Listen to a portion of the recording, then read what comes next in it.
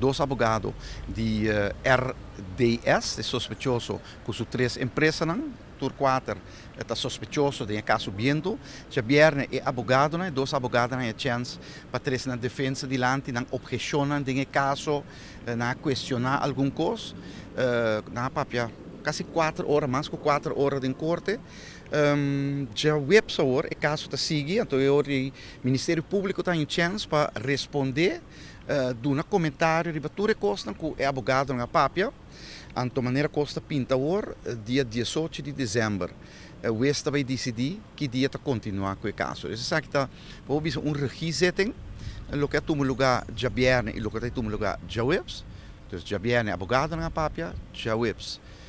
Fiscal não tem chance para dar uma opinião sobre o que é abogado na Tesilante. Então 18 de dezembro, pues, o Estado decidir se vai escutar mais testigo, se tem mais motivo para mais investigação, etc. Então também o Estado anuncia que dia vai tratar o caso mesmo.